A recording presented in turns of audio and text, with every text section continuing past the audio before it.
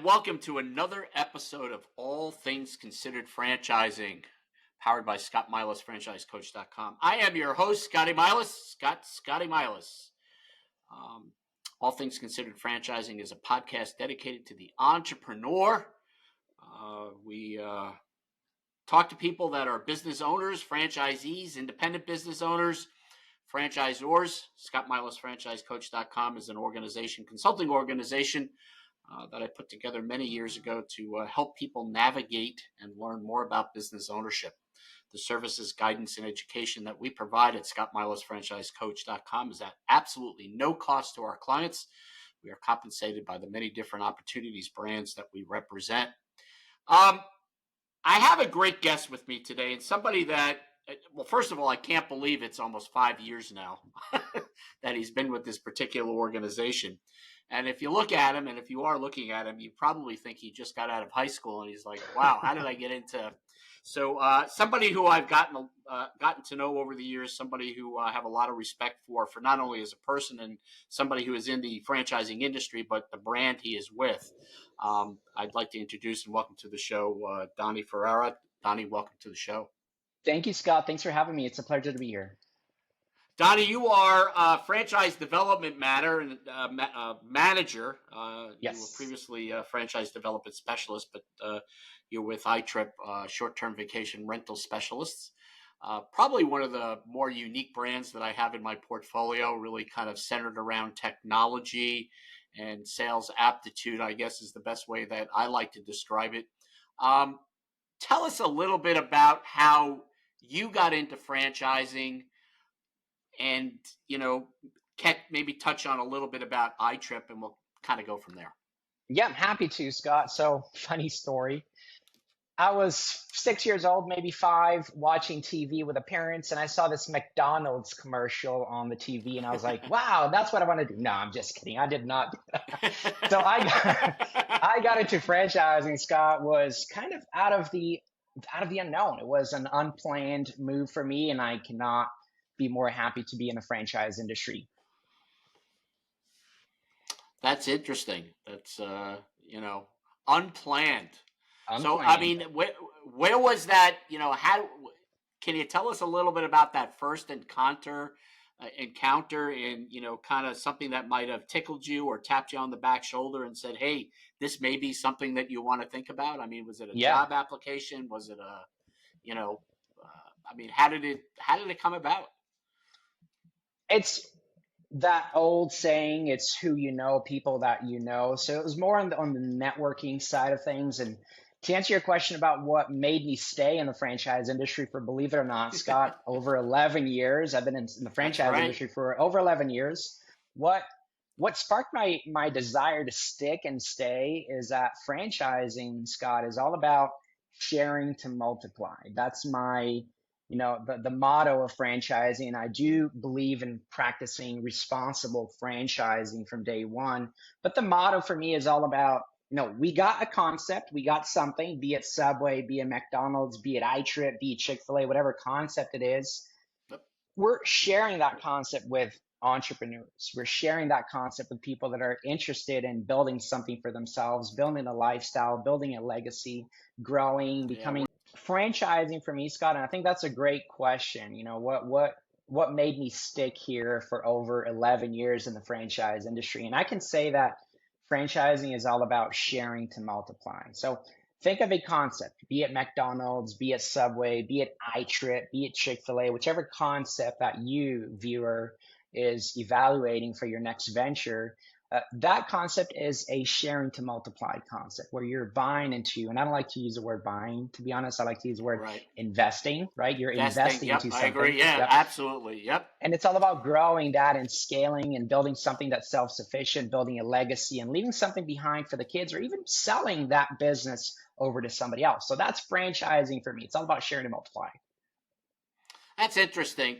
Let's touch on iTrip, because I find iTrip, I remember, and I've had a lot of respect for the organization. I've gotten to know, recently promoted from VP over to president now, I guess, Vicky, who's been on this podcast. She was actually our first guest when we started the podcast, All Things Considered Yes, Franchising. So it's kind of a interesting story. But iTrip has always been one of those unique brands, and unique in a number of different ways. And one of the ways that I've always looked at it as being unique, at least in my eyes, is that it's not for everybody. Typically you may be able to put a square peg in a round hole in some brands, but and get around it. But iTrip is kind of unique in a sense that it really is um, an enterprise type business that you can build.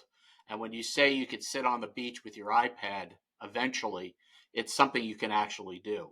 So tell us a little bit about iTrip, the short term vacation rental market, and iTrip in the industry, because not only do you have the bells and the whistles and the systems and the support levels for someone to be successful, you are heavily backed in the technology end, which I think is really unique. And it plays an integral part in the success of franchisees within iTrip. absolutely. So Scott, great observation, by the way. iTrip is a technology company. Little story about iTrip. We've been around for over 15 years. That's 15 years. We were founded by property owners for property owners. And our company was founded upon the premise of technology is what helps you grow and scale. It's what helps you with automation, maintaining your quality of service, being able to multitask, do your business, grow your business, and scale. I like to say that without technology, it's very difficult to scale. So iTrip is a very well positioned technology company in the short term rental industry. Short term, for you that viewers that are not really familiar with the industry, think of Airbnb. That's pretty much the kind of Yeah, industry that we're losing in. me again. When you think of Airbnb, I do get asked the question oftentimes, which is, what's the difference between iTrip and Airbnb, or do we compete with Airbnb? And you've heard us say this millions of times, Scott. We don't. iTrip and Airbnb are not competitors. In fact, iTrip and Airbnb are channel partners, and believe it or not, we have over 80 channel partners or booking sites, also known as OTAs or online travel agencies, that are integrated or connected to the iTrip technology, the iTrip software. And with our integration, we're able to consolidate the calendars, consolidate the bookings. It allows properties to be simultaneously marketed and promoted across all these 80 plus booking sites, which attracts more travelers, more bookings, increases the revenue. So in a nutshell, that's what iTrip is. It is a full-time business opportunity, like you mentioned, at the beach with your iPad. Not initially, maybe the first couple of Right, years, not initially. Absolutely, not initially. Yep, you are absolutely right. not as much in the You're beginning. Yeah. yeah, your profile candidate that you're looking for is that executive, somebody who's been in business for 10 plus years. Mhm. Really kind of well-rounded in experience and development skill sets and operational skill sets, managing. But you really are focused on bringing somebody on board who's going to work those 40, 50, 60 hours a week and kind of get the business situated, and then 18 months, 24 months down the road, start expanding, hiring managers and things like that. Did I get that right? I think that's the You did. ideal candidate for you. You said it better Yeah. than I could, Scott. That's exactly right. The the short-term vacation rental market, or industry, I should say, not so much market, um, does get some pushback. Does has some restrictions on it. I always like to say that Big Brother is watching. I hate to say it, but it's a fact that Big Brother's watching it. What can you tell us about the industry, where it has been, where it is, where it's going, and the aspects of regulations? And for someone who may think about coming into it, how should they look at all of this that's going on within the industry? That's a great question, Scott. And I think it's a great segue to a very good question that I do get asked, which is, is iTrip a viable long-term opportunity? Is this industry here to stay? And I got some good news here, Scott. First and foremost, regulations are expected and welcome. That tells you that the industry is maturing, or it's already matured to a point where it's solidified, right? It's been established. So regulations are welcome.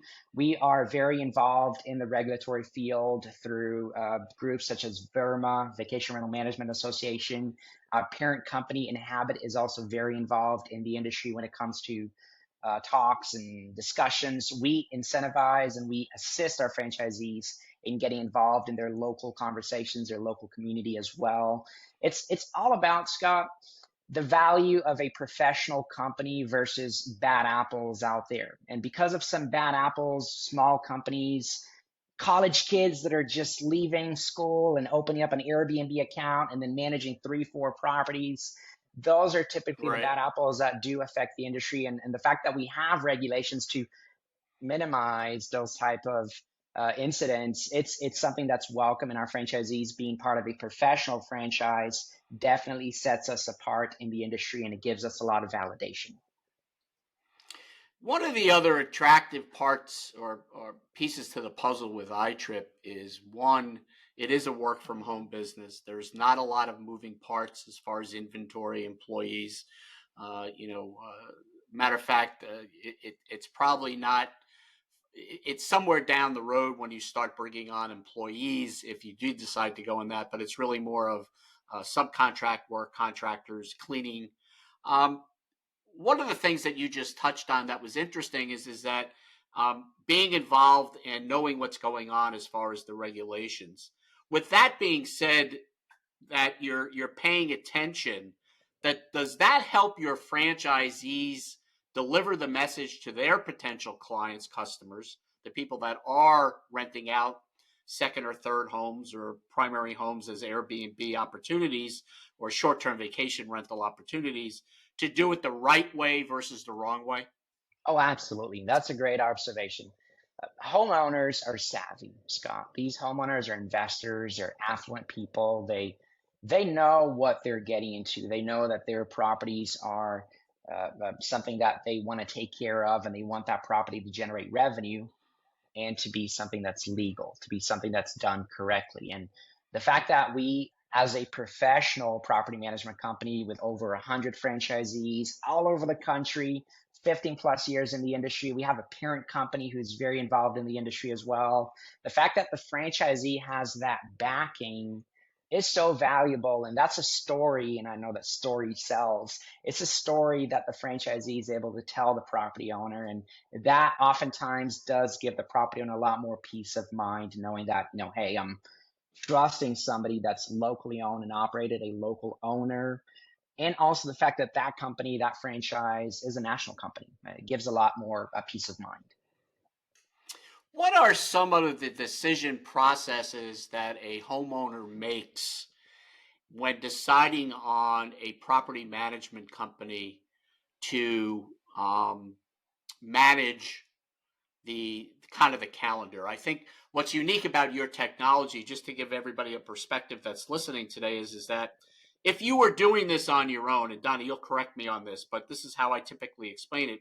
If you were inclined to do all this all on your own, and you had 6 or 7 different sites that you were putting your property on as a short-term rental, that once you put it on one and somebody books it, you then have to go into the other 5 and delete those dates.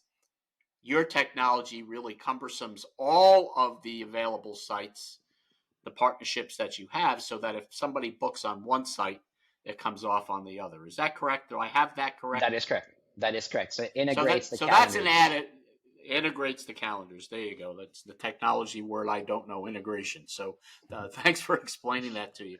So when we look at that integration and the technology, I guess that's another tool that your franchisees have that helps explain why somebody like an iTrip franchisee is a better bet than somebody who's doing this on their own. I agree. Technology is definitely number one because technology is the foundation for scalability. A lot of mom and pop shops, a lot of small companies, individual operators, to your point, do not have either access or ability to have that kind of technology that allows them to scale and grow. So if you're Looking to manage 5, 10, 15 properties, iTrip is probably not the best route for you to proceed with. But if you're looking to scale and grow, build an empire, get to 60, 70, 100, we have franchisees managing over 100, over 200, over 300 properties. If that's your ultimate goal to build a professional business, having the support of a franchise like iTrip is so valuable. Okay. One of the requirements in certain states is a real estate broker's license. And, I've had clients that have become very disappointed when I have presented the opportunity and then say you need a broker's license or ask if they have a broker license and they say why and explain it to them. Not that we want to walk around any rules or regulations. We want to follow the laws, local laws, state laws. But is this something that the industry is tackling, or are we going to see more and more states coming on board who are going to be requiring a broker's license to be in the short-term vacation property management business? Yeah, that's definitely a topic that we do discuss with your clients, Scott, with folks that are looking at iTrip as an investment opportunity, especially if they do live or they are interested in starting an iTrip franchise within a state that requires the real estate broker license. The good news here is that there are some states. A few years ago, Pennsylvania used to require a broker license. It got overturned because a property manager sued the state. The state removed that requirement. Indiana is another state that is going through the process of removing that requirement because it kind of makes sense. If you're in the Right. business of buying and selling properties, yes, you need to have a real estate broker's license. But if you're not in the business of buying and selling properties and you're just managing somebody else's asset, there's not really, as far as I can think, and I'm sure that there might be a reason, but as far as I can see, there's not really a reason for that.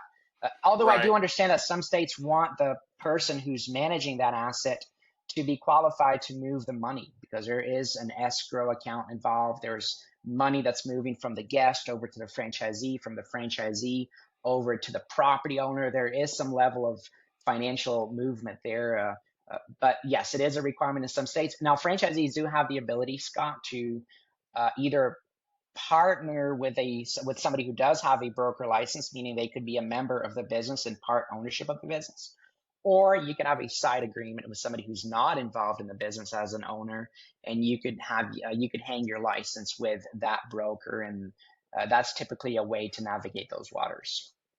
That's interesting. So when if I was interested in if I lived in a state where they require a broker's license, real estate broker's license, and I didn't have one, and you were a real estate broker, can I bring you in as a partner in the business, kind of have that silent agreement? And a lot of this has to do with, as you just said, the money, the escrow money, the knowledge of how all that works in the real estate Right. industry, and two, the contract side of it. I would think also Yes.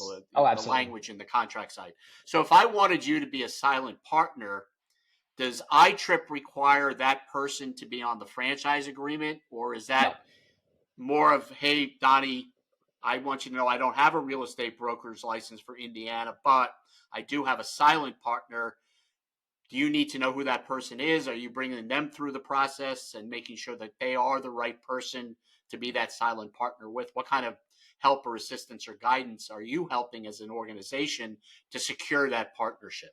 Yeah, great question, Scott. So it is a prerequisite before we award an iTrip franchise to somebody who lives in a state or is looking to start an iTrip business in a state that requires a broker license. We do require that the person comply with the local state obligations because the last thing we want to do, Scott, is to award an iTrip franchise to somebody, that person, and then starts to get the license later. Can't get the license, something is going on, they don't qualify, or the person doesn't do a good job, and they end up losing out on the ability to grow their business and legally manage property. So we, Right. having this more conservative approach, we have a requirement, a prerequisite before the franchise is awarded to this person that they do qualify locally. Now they can partner with somebody locally. They can find somebody who's a real estate broker, and there's many different ways to do so. One of the strategies that we encourage candidates to follow through is to talk to the real estate commissioner to get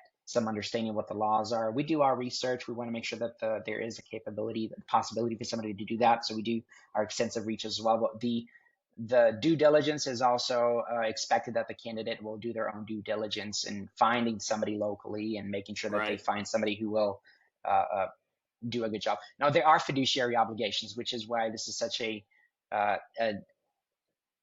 delicate discussion sometimes with the person, because whoever you're partnering with will have fiduciary obligations as well. So you want to make sure you're finding somebody who you can trust. That's the bottom line Right. here. Right. And that compensation for that person or partnership comes through many different ways. I mean, that's something, that come through bookings or things like that. But again, to your point is that you want to make sure that in those states that do require a real estate broker's license. And again, a key point here is it's a real estate broker's license. It's not a Yes, real estate license. There are two different correct. scenarios there. Just because you have a real estate license doesn't mean to sell homes or commercial property does not mean that you have a real estate broker's license. They're two different things. I Correct. think the real estate license comes before. You have to have a real estate license for so many years. I guess each state is different before you can actually obtain a broker's license.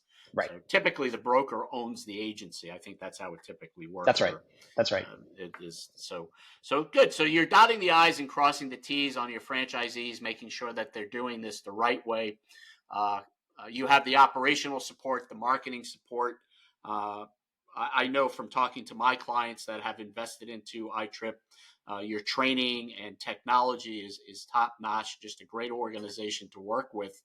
What are some of the, and we touched on this earlier, just to kind of recap here, what are some of the qualifications, skill sets that you're looking for potential franchisees to have to be awarded a franchise?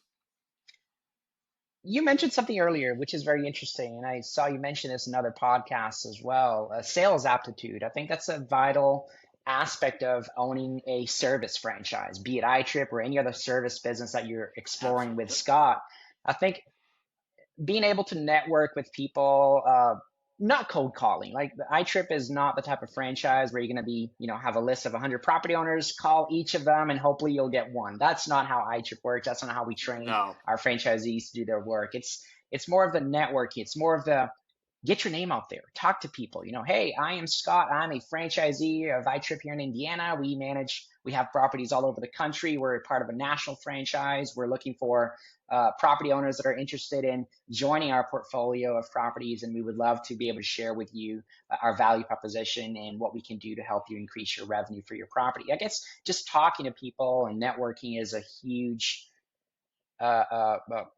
way to be successful in this industry. As far as qualifications, 10, 15 or so years of professional business experience. You must live in the territory or not too far away from the territory, which Right. kind of makes sense. Why, right? You can't live Right. in New York while managing properties in Miami. It doesn't work. Homeowners are not going to hire you. They're not going to Right. sign up for your services. So being local in the market, in the territory, you must be looking for a full-time business, which we touched on earlier in the podcast as well. Looking for a full-time opportunity, work hard, a lot of sweat equity, a lot of heavy lifting the first couple of years, and eventually scale and grow, hire people, and then it becomes potentially more of a passive investment. So those would be the main qualifications: networking, 15 or so years of experience in business, live in the market, and pursuing a full-time ownership model.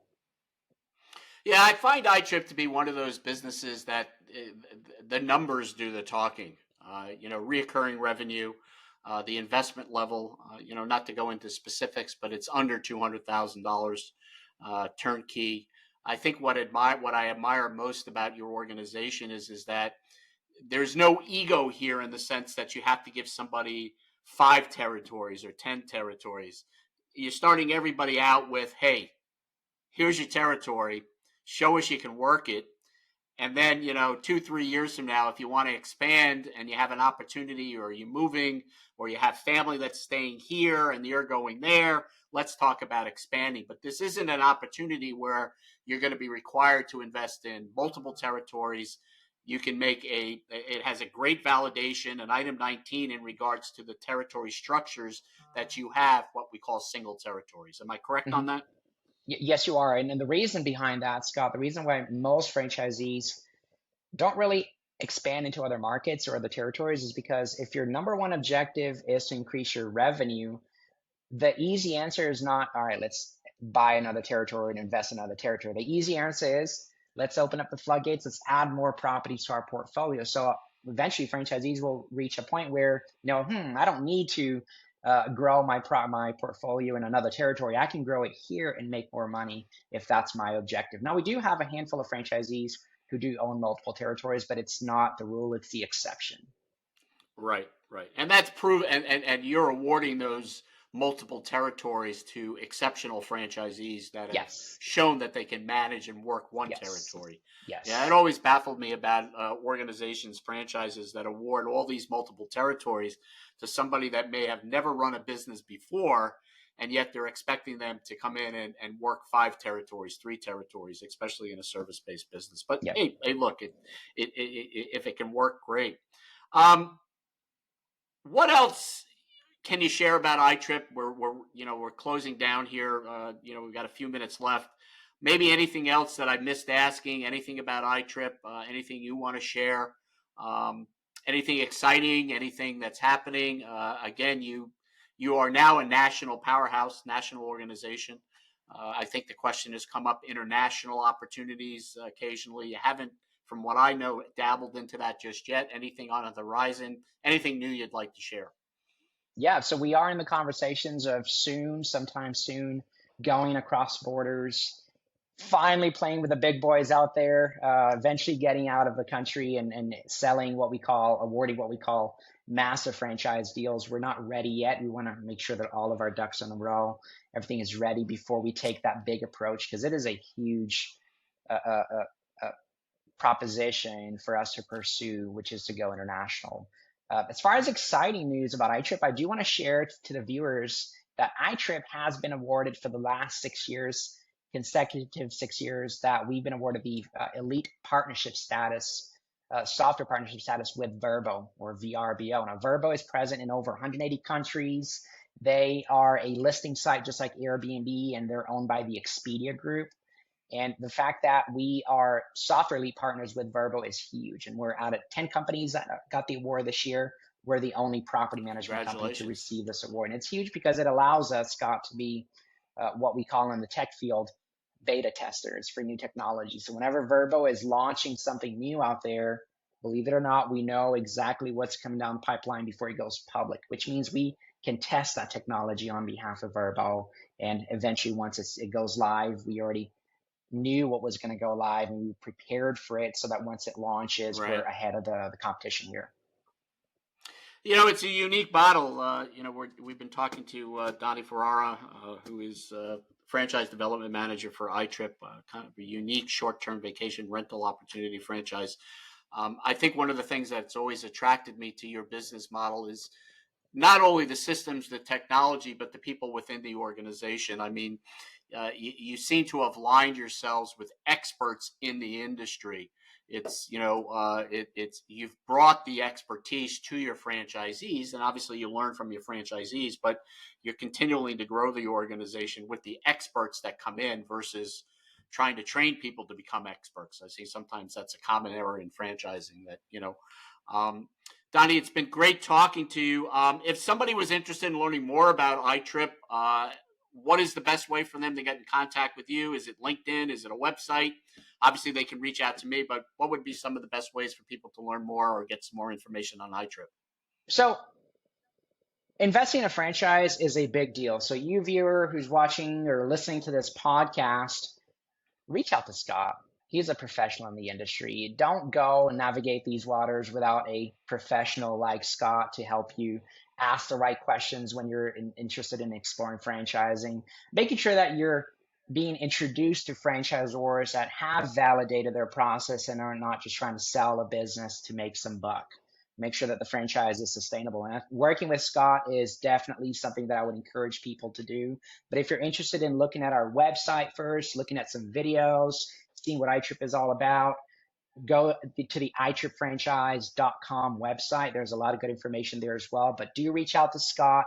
Scott will be more than happy to have a one-on-one meeting with you to see if it makes sense to invest in franchise and if it makes sense for iTrip to be one of the brands that you might be exploring for this next big chapter, which is a huge chapter that you're about to get into. So entrepreneurs are the foundation of iTrip. We do appreciate, Scott, all that you do for us. And we've been, I know, working together, you and I, for 5 years, almost 5 years, actually. Almost 6, almost 6 years, yeah.